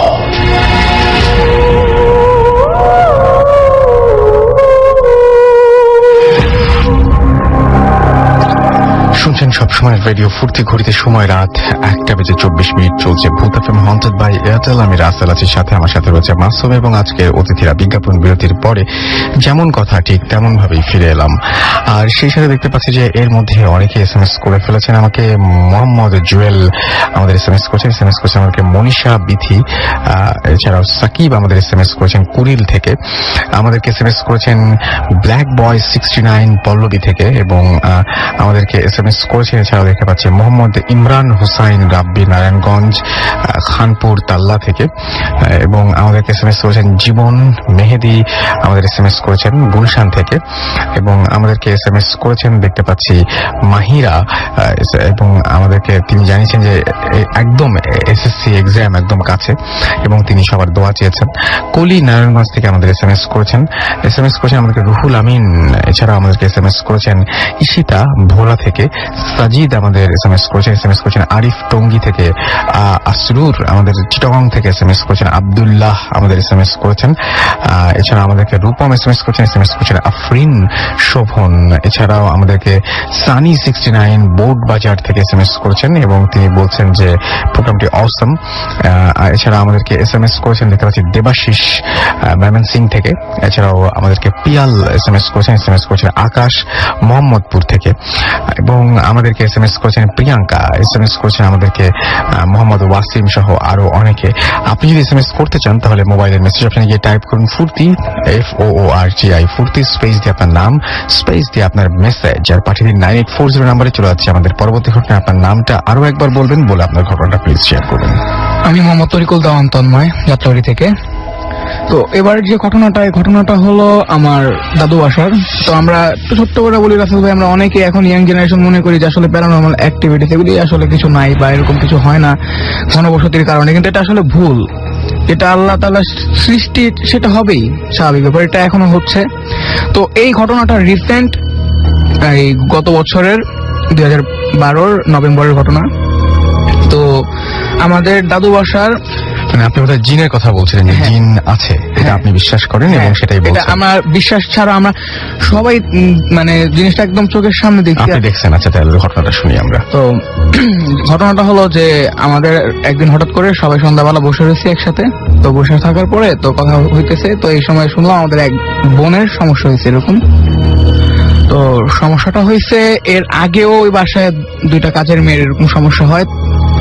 তো আমাদের ওই বাসার একটা কন্ডিশন হলো দাদু বাসার, যে রাত্রে সন্ধ্যার পরে আমরা কেউ 3 তলা ছাদে যেতে পারবো না। 3 তলা ছাদ টোটালি আমাদের জন্য অফ, বাচ্চারা যারা আছি আর আমরা তো বসে রয়েছি, এরকম সমস্যা হয়েছে আমাদের ওই বোনের। আচ্ছা ভালো কথা, হুজুর টুজুর আসছে। তো আমার কাজিনটা খুব সাহসী, কাজিনটা খুবই সাহসী, ওর নাম রুমেল, ও খুবই সাহসী। তো আমরা সবাই দাঁড়িয়ে রয়েছি এক জায়গায়। তো হুজুর বলতেছে যে আমার একটা বোতল প্রয়োজন, মানে আমাদের আরো বড় ভাই যারা আছে তারা ধরে রাখছে ওরে একটা বাচ্চা মেয়ে, প্রচন্ড পরিমাণে শক্তি, মানে কি যে অবস্থা করতেছে, 2টা গ্লাস ভেঙে ফেলছে সে, তার হাত দিয়ে ব্লিডিং হইতেছে। আমরা তো অবাক একদম। তো আর অনেক আবল তাবল কথাবার্তা বলতেছে।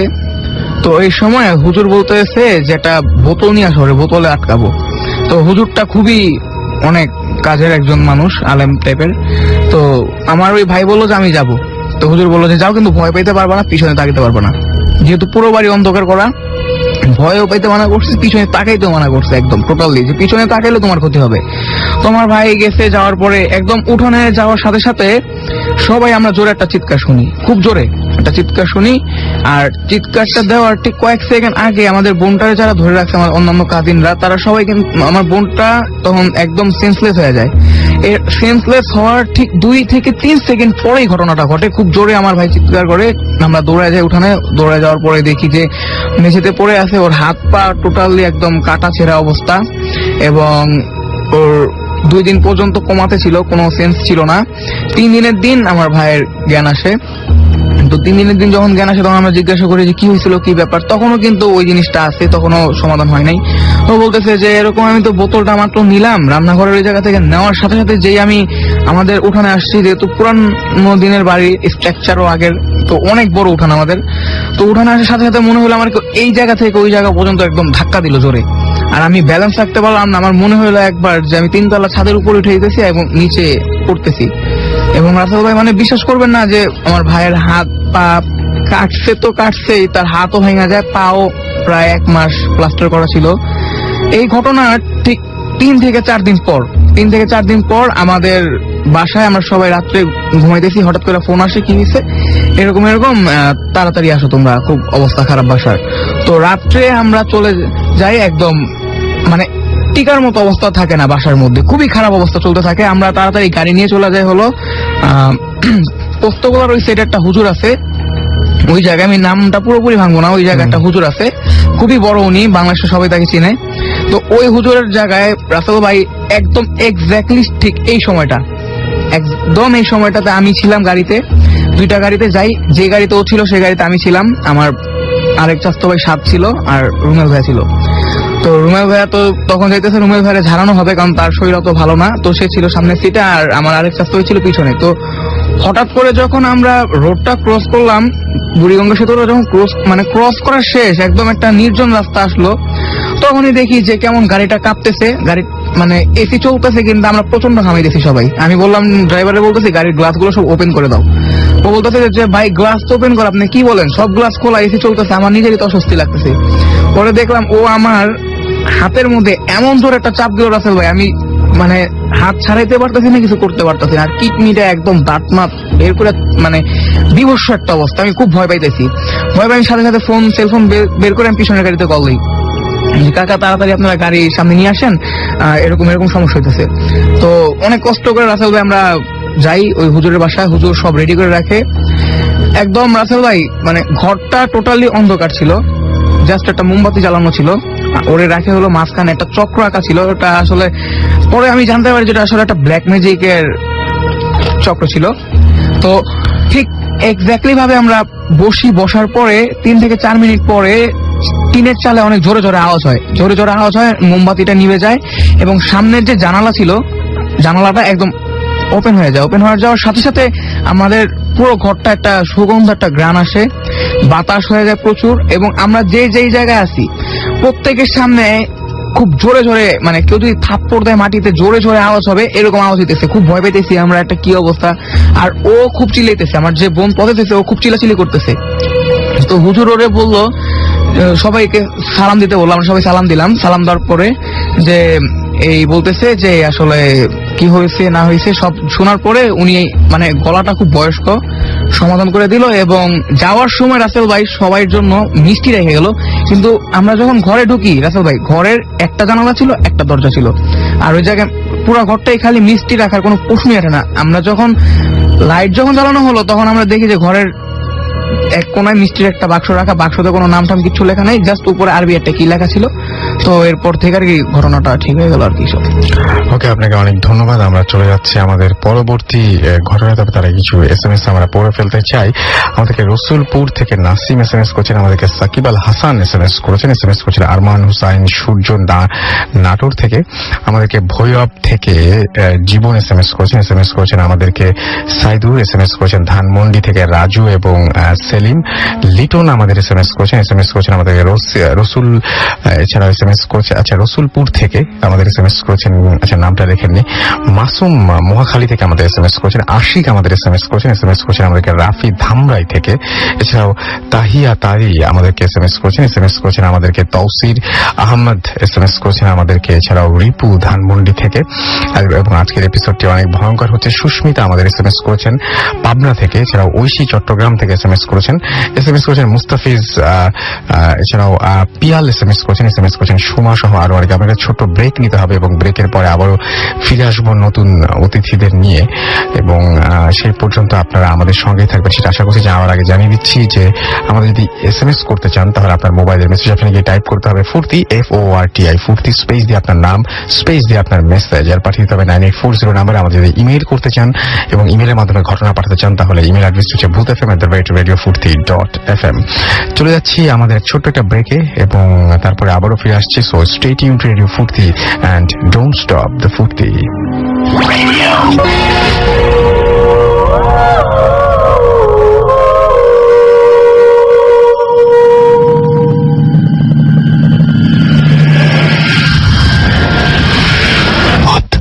FM, haunted by Airtel.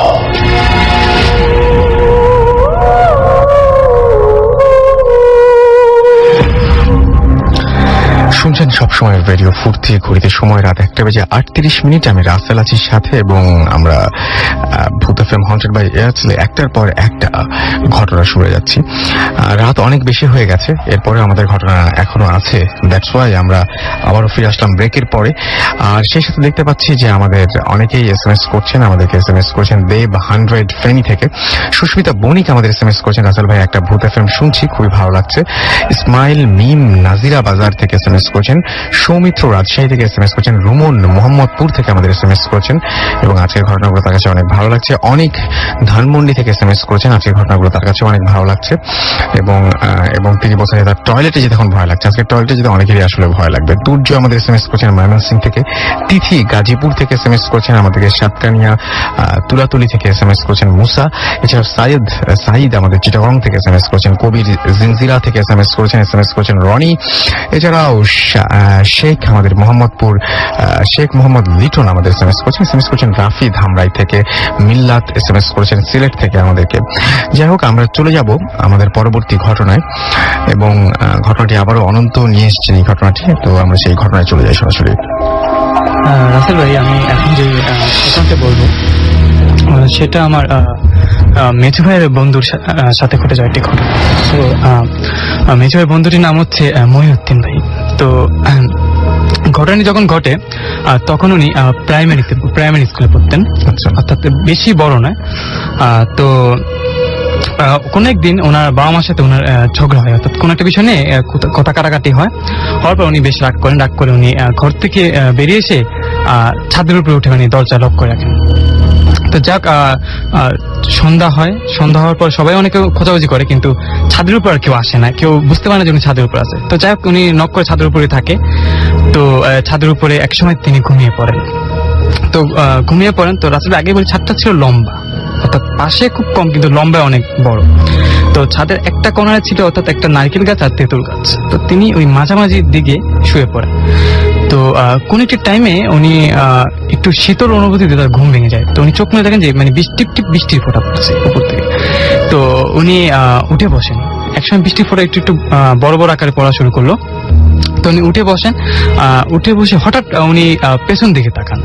তো পেছন দিকে তাকিয়ে দেখেন কি যে ছাদের একটা কোণারে, অর্থাৎ এক কোণায় যেখানে তেঁতুল গাছ এবং নারকেল গাছটা, সেই কোণারে কি একজন বসে আছে। তো তিনি প্রথম ভাবলেন যে হয়তোবা বাড়ির বাইরের ওদের কাজের মেয়েটে হবে এখানে এসে বসে। তো তিনি তেমন কিছু না ভেবে উঠে দাঁড়ালেন এবং এক পা দুপা করে সেদিকে হেঁটে যেতে লাগলেন। তো ঠিক যখন নাকি কাছাকাছি চলে গেলেন, অর্থাৎ অল্প কিছু দূরত্ব রাসেল ভাই, ঠিক তখনই ওনার মনে হলো যে আসলে উনি কিন্তু ওঠার সময় চারটা লক করে উঠেছিলেন, অর্থাৎ ওনার ভিতর দিয়ে লক করা, অর্থাৎ বাইরে দিয়ে যে কেউ যেন খুলে ভিতরে প্রবেশ করবে সেটা কিন্তু কোনো ওয়ে নেই। এটা ভেবে উনি ঠিক চমকে যান, অর্থাৎ বেশ ভয় পেয়ে যান। তাহলে এখানে কে? আমি ছাড়া ছাদে কেউ থাকার কথা নয়, কিন্তু এখানে কে? এটা ভেবে তিনি বেশ ভয় পেয়ে যান এবং তিনি ব্যাক করে খুব জোরে দৌড় মারেন। দৌড় মেরে উনি ছাদটা করে যখন নিচে নামতে যান, তিনি মনে হয় যে সিঁড়ি দিয়ে অন্যজন কেউ তার পিছনে ধুপ ধুপ করে নিচের দিকে নামছে এবং তিনি নিচে নেমে খুব চিৎকার করেন। চিৎকার চেঁচামেচিতে আশেপাশের মানুষগুলো জেগে উঠে এবং এসে বলেন যে কি হয়েছে। তো উনি মোটামুটি ছোট ছিলেন, তারপর উনি সবকিছু খুলে বলেন যে এই ঘটনা ছাদের উপরে কাউকে দেখে। তো ওনাকে নিয়ে অনেকে যায় ছাদের উপরে, রাসেল ভাই গিয়ে দেখে ছাদের উপরে কিছুই নেই, কাউকে আর খুঁজে পাওয়া যায় না। আসলে এটা ছিল ছোট্ট একটা ঘটনা। ওকে, আপনার কাছে আর একটা ঘটনা আছে, সেই ঘটনাটা আমরা শুনে শেষ করে ফেলি। একটা ঘটনা আছে, সেটা আমার এক ছোট ভাইয়ের ঘটনা। ওর নাম হচ্ছে সবুজ হোসাইন। তো এটা ওর এক্সামের সময় ঘটনাটা ঘটে। তো ও এক্সামের আগের দিন ও অনেক রাত পর্যন্ত পড়াশোনা করে। তো রাত্রে প্রায় 2টো পর্যন্ত ও পড়াশোনা করে। তো সেদিনও ঠিক তেমনই পড়াশোনা করতেছিল, রাত প্রায় 2টো আড়াইটা এরকম বাজে। তো ওর রাসেল ভাই, ওর টেবিলটা ছিল একেবারে, টেবিলের সামনে ছিল জানালা। তো টিনের ঘরটা ছিল ওদের। তো ওদের ঘরের ওপাশে হচ্ছে একটা ছোট রাস্তা। দিনের বেলা সাধারণত মানুষ আসা যাওয়া করে, রাতের বেলাতে আমার আসা যাওয়া হয় না দিক দিয়ে। তো ও যখন পড়তেছিল, তো ওর কোনটা টাইম মনে হলো যে টিনের উপরে কে যেন আঁচড় দিতেছে, অর্থাৎ কেউ যেন একবার আঁচড় দিতেছে। তো ও একবার বলেছে কে। তো কে বলার সাথে সাথে আঁচড়টা থেমে গেল, বাট একটু পর আবার আওয়াজটা হলো। তো আবার বললো যে কে। তো কে বলতেছে, কিন্তু থেমে যায়, আবার হয় আঁচড়টা। তো ওর পাটা ছিল বেসিক্যালি টেবিলের নিচ দিয়ে। তো ওই আপনার টিনের যে বেড়ার মতো থাকে, সেটা নিচ দিয়ে কিছুটা জায়গা ফাঁকা ছিল। তো ওর মনে হলো কি কিছু একটা ওর পাটা স্পর্শ করলো। তো ও খুব পাটাকে সরিয়ে নিয়ে এসে দেখলো যে আসলে কিছু নেই। তো ও ভাবলো যে কোন দুষ্ট ছেলে টেলে হবে নিশ্চয়ই। তো ওগুলো কি ঘর থেকে কাউকে না ডেকে ও নিজেই বের হলো। বের হয়ে ও মানে একটু ঘুরে যেতে হয়, একটু ঘুরে গিয়ে ও ঠিক ওদের ঘরের কর্নারটা থেকে ওই কর্নারটা দেখা যায়। তো সেই কর্নারে গিয়ে দাঁড়িয়ে ও দেখলো যে ও যে টেবিলটা যেখানে ওর ঠিক অপোজিটে, ঠিক ওই মানে কিছু একটা বসে আছে ওখানে জিম মেরে। তো ও বললো যে কে ওখানে, কোনো কথা বলো না রাসেল ভাই। তো এক পা দুপা করে সামনে গেল, ঠিক কাছাকাছি যেয়ে বললো যে কে। ঠিক তখনই ওর সামনে জিনিসটা উঠে দাঁড়ালো। ও দেখলো যে হাইট ঠিক সেম ওর মতো, কিন্তু চেহারাটা ওর মতো হলো মানে একটু বিকট টাইপের, একটু অন্য টাইপের, মানে দেখতে ওর মতো হলো কিন্তু ও না, বিকৃত টাইপের। বিকৃত টাইপের রাসেল ভাই, ঠিক। তো ওটা কি করলো, থপ করে ওকে ধাক্কা মেরে না খুব জোরে দৌড় মারলো।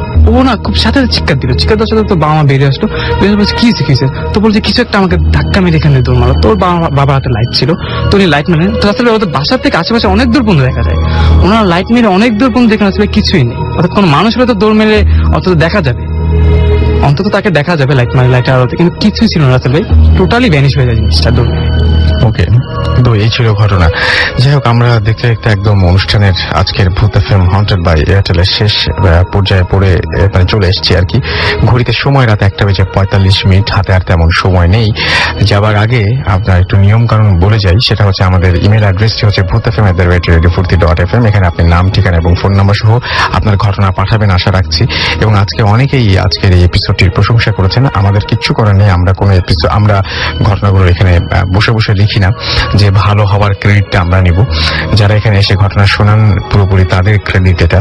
এবং আশা করছি যে আগামী সপ্তাহে এরকম অনেক ঘটনায় আমরা পাবো আপনাদের কাছ থেকে। সেই ঘটনাগুলো আমরা আপনাদেরকে শুনিয়ে আবারও আনন্দ দিতে পারবো। আপনার চারপাশে যে সমস্ত মানুষজন অনেক চমৎকার ঘটনা জানেন এবং ঘটনা শেয়ার করতে চান, তাদেরকে উৎসাহিত করুন ভূত এফএমের ব্যাপারে।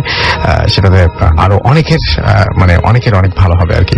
অনেকে অনেক মজা করে শুনতে পারবেন ঘটনা। অনেকে থাকেন ফ্যামিলিতে, অনেক সিনিয়র পার্সন থাকেন যারা অনেক চমৎকার করে ঘটনাগুলো বর্ণনা করতে পারেন। আমরা সেই সমস্ত মানুষগুলোকে চাই ভূত এফএমে নিয়ে আসতে। আপনারা ঘটনা পাঠাবেন এবং ঘটনার শুরুতে অবশ্যই জানিয়ে দেবেন যে আপনি ঘটনাটি স্টুডিওতে এসে শেয়ার করতে চান, নাকি আপনি চান যে আমরা ঘটনাটি পড়ে শোনাই। আপনি চাইলে অডিও ক্লিপ পাঠাতে পারেন আমাদেরকে। বিশেষ করে যারা দেশের বাইরে আছেন তাদেরকে বলছি যে আপনারা চাইলে অডিও ক্লিপ পাঠাতে পারেন। আপনার ঘটনাটি আমাদের কাছে রেকর্ড করে সেই ঘটনাটি পাঠিয়ে দিতে পারেন। আমরা সেটা ভালো হলে অবশ্যই প্লে করবো। অনেকেরই অনেক অভিযোগ থাকে, অনেক ঘটনা পাঠাচ্ছে কিন্তু ঘটনা কেন পড়া হচ্ছে না। আপনার যাতে ভালো ঘটনা হয়তো আরো অনেকেই পাঠাচ্ছেন, দ্যাটস ওয়াই আপনার ঘটনাটি পড়া হচ্ছে না। দুঃখের বিষয় হচ্ছে সবসময় আমার নিজের ঘটনা আমার নিজের কাছে ভালোই লাগে, এটা হচ্ছে সবচেয়ে বড় ঝামেলা আর কি। যাই হোক, আমরা আবারও আগামী সপ্তাহে আপনাদের নতুন ঘটনার জন্য অপেক্ষা করব, সেই সাথে অপেক্ষা করব নতুন কোনো হন্টেড প্লেসের ঠিকানা আপনারা আমাদের জানাবেন, সেই অপেক্ষা আমাদের থাকবে। এবং আশা করছি যে 2 সপ্তাহ পরে ঠিক আমরা পৌঁছে যাবো আপনার এলাকায় সেই হন্টেড প্লেসে, এবং সবাই মিলে বেশ মজা করে সেই রাত্রি যাপন করব আমরা। যাই হোক, আগামী সপ্তাহে আবারও ফিরে আসবো। সেই পর্যন্ত সবাই ভালো থাকবেন, সুস্থ থাকবেন, সুন্দর থাকবেন, মোস্ট ইম্পর্টেন্টলি ফুর্তিতে থাকবেন। আজকের মতো আমার এবং মাসুমের পক্ষ থেকে টাটা।